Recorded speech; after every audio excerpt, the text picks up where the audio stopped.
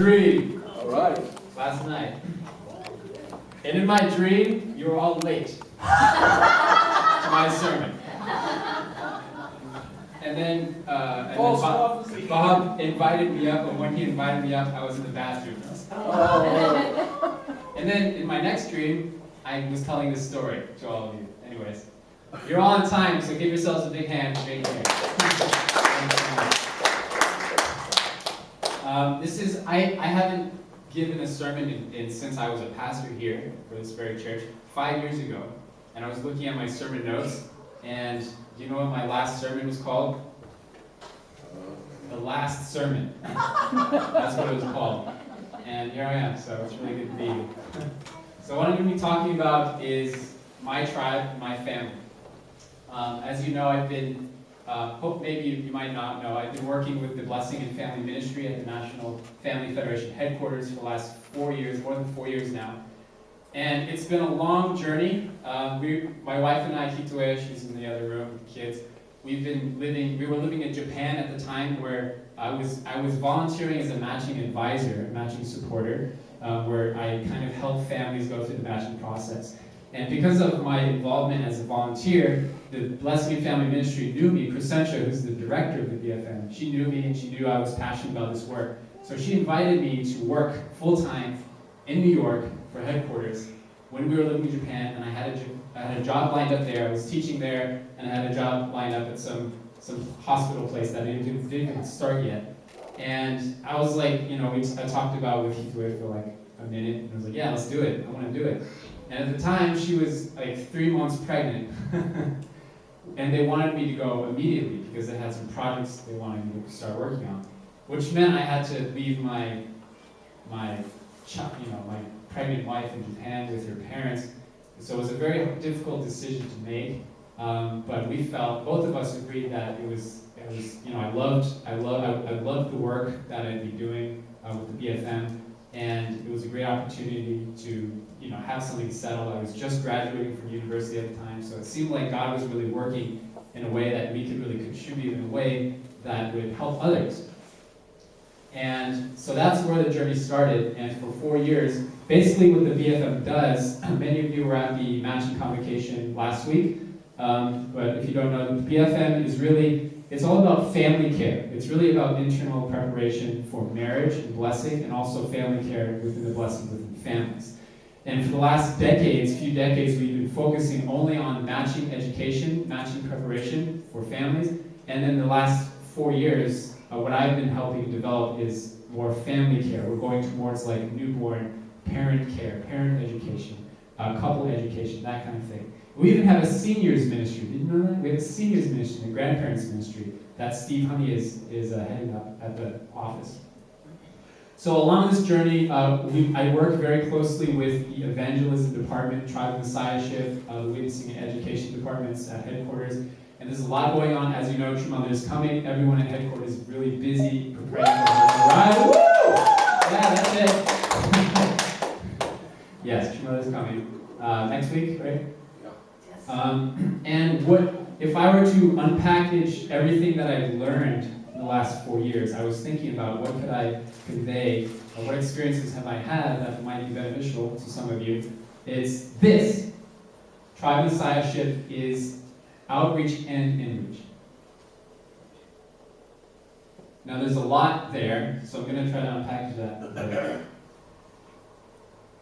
And what that means is focus on tribe messiahship is impossible without focus on my family. It's impossible.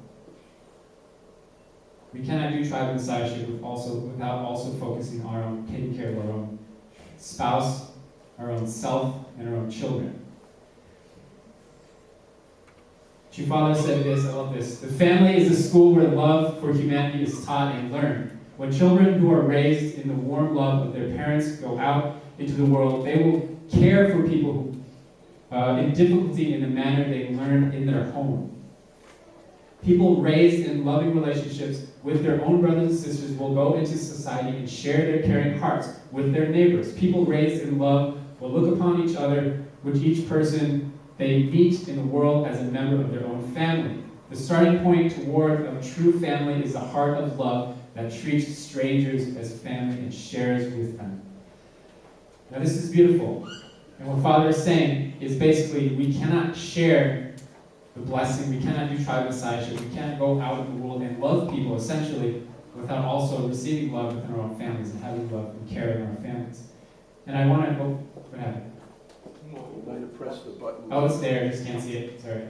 An example there, okay, take Uncle Ty over here, Dr. Hendricks, and their family. In my opinion, this is a family who does both. They're active tribal messiahs, but they're also active family messiahs as well. They don't let their families suffer as a result of their tribal messiahship. They do both. They're intertwined and inseparable. Would you agree? And when you see the Hendricks family, right, we have Inson right here with us, a lovely family, you can tell that this couple really prioritizes their family and are humble about the fact that they have stuff to work on, right? We all do. And that's inspiring to me. That's really inspiring, is when you see tribal messiahs who are doing both and really taking care of their families. Some tribal messiahs, the reality in our movement is that they don't have good relationships, right? There's one couple in particular I'm thinking about that's been on my heart. I'm not going to name them, but they're very active tribal messiahs in our church, in our movement, 430, everything. They're not leaders in our church, but they're very active tribal messiahs, and the reality of their couple is that they have been living separately for the last over a decade. And they're going out and blessing people. And this looks great on paper. But the reality is that they're living separately, as in they're living in separate rooms in the house. They're choosing to live in separate rooms. And on top of that, the father has a severe addiction to pornography. And they're blessing 430 people. And they're passionate about it, and that's great. But what happens in the family? What's the result? And they can do that, and they can continue to do that, but what happens in the end is their son also, he's blessed. He's seemingly happy, he's very active in the church, but has a very severe addiction to pornography as well, which he learned from his father. He inherited from his father. So this is an example, reality, maybe a bit of a severe example of how tribal messiahship is impossible. We can do it surface level tribal messiahship, but it can't really continue through lineage, because if we don't have strong families ourselves, if we don't have a family messiahship, a culture of family love within our own families and care, we can't continue God's lineage in a healthy way. Now, this doesn't mean perfection. I'm not saying that it's not okay to have problems or addictions or anything like that. That's not what I'm saying. What I'm saying is this family doesn't have a priority to work on themselves and to work that out. In fact, when I brought it up with the husband and I confronted him, he got angry and defensive. So it's not an issue of being perfect. It's about recognizing that we have to work and focus on both things, and they're inseparable from each other. We can't think of them as separate things. We have to do both in tribal messiahship. Ideal families are impossible without tribal messiahship. So it's easy for many, from my experience, it's easy for second generation to fall in this trap. To think, oh, as long as I'm just a happy couple, I'm just a happy family, I don't have to witness, I don't have to share my faith with people. As long as I'm a great example. Does anyone feel like that? I do. I feel like that, and I'm being honest, right? I feel like that, and witnessing and tribal messiahship and sharing the blessing with people is difficult for me for many reasons, but the main reason for me is I realize I'm actually scared. And I've done a lot of thinking about this, and I'm actually scared and not confident in the way that I share my faith with people. And I'm scared to have confrontation with people, maybe with someone who's really smart and intellectual. I don't want to have that religious battle and that religious conflict and confrontation about my beliefs. I'm scared of that. So what I'm trying to do, I'm still trying to figure it out in all honesty, but what I'm trying to do is reach out to people and talk with them one-on-one and actually practice sharing my faith with them, and practice kind of navigating that conflict. My experience so far is the conflict isn't that bad, it's all in my head, right? It's all in my head. Right, Aunt Sharon? Like the Pace couple, you guys are always, they're out there, right? Aunt Sharon's like, no fear. Talk to people, share your faith. But for me personally, it's hard to do that. And I think a lot of young members in our church resonate with that. And feeling like if I just work on my family, and I just work on my ideal couple and my ideal family, then I'll be a great example and everybody in the world will change because of me.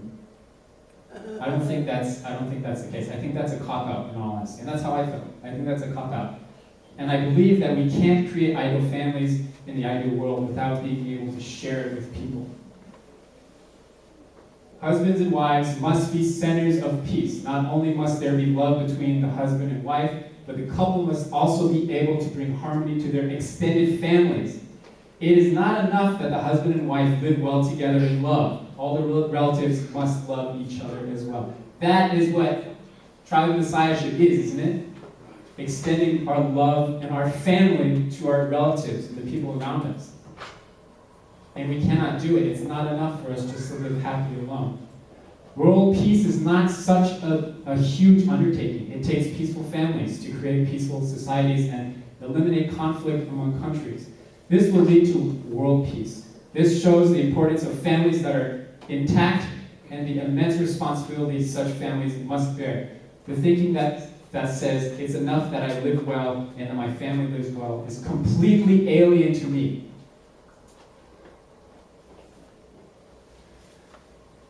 So what I've learned, and I feel deeply, is that we cannot experience the fullness of the blessing without sharing it with others. So I have this friend, Jared, who I work at home now. I work from home, and many times during the week I go to Panera Bread, which is my place to go to work. So I go to Panera Bread and I work. So I go there maybe a few times a week, 2 times a week. And there's this guy named Jared who's always there too. So one time he stops by my little table that I'm working at, and he's like, "Hey, are you self-employed?" Or because he's like, I want to work from home too. And he was like, how can I create a career that I can work from home? And it was that kind of conversation. And I could tell he was like this really like-minded kind of maybe Christian background kind of guy.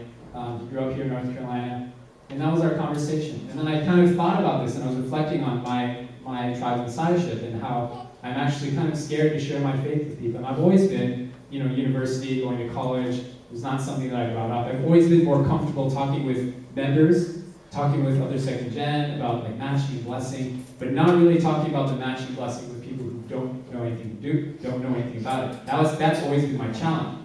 So I invited Jared to meet me again at Panera Bread for another conversation. In this conversation, I asked him about his religious background, his faith, his family, his parents, those kinds of conversations that kind of open up more about our beliefs and where we are. So it was a little bit of practice for me, and from what I experienced, it was, what am I doing? From my experience, it was kind of it was a wake-up call that this is something I do want to practice, and I really want to create a great family. I really do. I want to create a family that's radiant and a family that just is full of love, and people see us in our neighborhood, because we're always walking around the neighborhood going apart. When they see us, they're interested in what we're doing and what we are and what we're about, and I want to be able to share that with them, and not just stay in our little home and be comfortable. So that's a little in practice I'm going. So really, what is tribe messiahship? Is the question that is kind of on my mind. Anybody else think about that? What is it? What does it entail? I think the image we have is witnessing, right? The image we have of tribe messiahship is going door to door or on the streets. That's the image, because that's the most immediate thing you can visualize, right? But tribe messiahship is much, much deeper than that. Tribe messiahship is a lifestyle. And a tribe of Messiah is everyone. A tribe of Messiah is all of us, including you. And it doesn't mean a prescribed certain way of doing things, but the purpose of tribe messiahship, I believe, is to figure out our unique contributions to creating the culture that we're trying to make, the culture and country and house that we're trying to create. So this is a cool video that the Witnessing Education Department made, and we're just going to play that now. It kind of goes over a bit of a broad perspective of tribe messiahship and witnessing, right?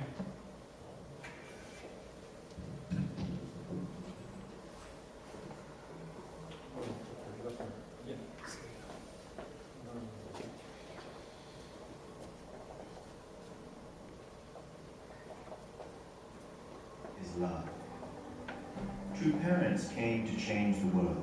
Fundamentally, they came to bless the world, one person or one family at a time. And we want to help, right? However, for many of us, saving the world seems too big a task.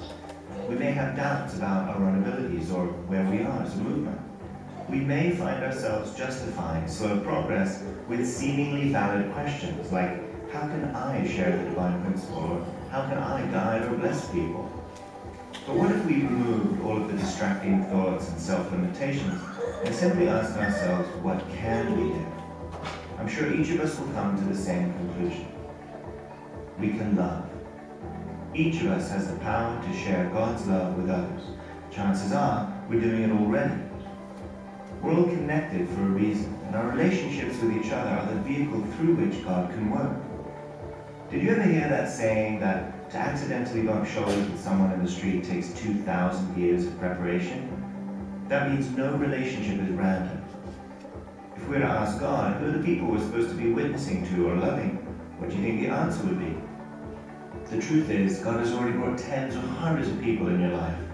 Aren't these the people He's asking you to start with? Let's take a look at the bigger picture here. Every family knows up to about 300 people. Counting all unificationist families in America, that's about 1.5 million people. Imagine 1.5 million people in America right now who are only one step away from true parents. And that step is us. Okay, so that's where witnessing comes in, right? Well, the problem is there's a lot of people that don't feel like they really want to witness, and there's a reason for this. For a lot of us, the concept of witnessing doesn't feel authentic. A lot of us feel like witnessing means I've got to share a new theology with someone that I'm not really confident in teaching, let alone measuring up to myself. Or it's about inviting someone to a program that I don't really want to go to. It's easy to end up somewhere between a sense of guilt and resentment. But what if we rewrite these concepts? What if it's simply about creating a life that we love with God and allowing God to shine through us? What if witnessing to people simply means loving people? True Mother reminds us that our blessings should not remain only in our families. The purpose is to share them, and that witnessing is actually about the love that we sow. Love. Okay, so what is love? Well, the divine principle states that our original mind is stimulated when our actions pursue the values of truth, beauty, and goodness. That's why loving people feels good. It's not just about teaching people. Although we share the truth, we should also be manifesting beauty and goodness in our relationships in a balanced way. These are just a few examples, but you could think of this as a cheat sheet for intentional loving. If you just did one of these things for someone each day, not only will you enjoy it, but those people will become closer to God and true parents through that relationship. Imagine if you wrote down just 3 names and focused on loving those people intentionally for 1 year. Praying for them, calling them, listening to them, sharing your testimony with them. Imagine if we all did that. Imagine if that's all we did. Remember, it takes time because even we are still growing in our relationship with true parents. It's a process to grow closer to God. So it will be the same for others. It's a journey that we take together. And the pathway for this journey is love. Again, chances are that you're doing it already. So just imagine what would happen if we did it intentionally and consistently. That's what witnessing is. It's loving people.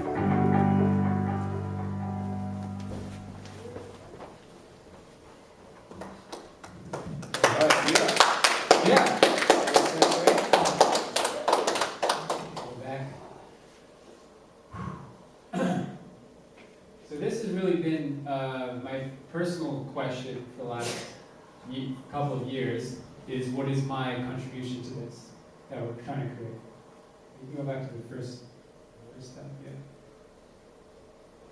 That's good? Yep. All right.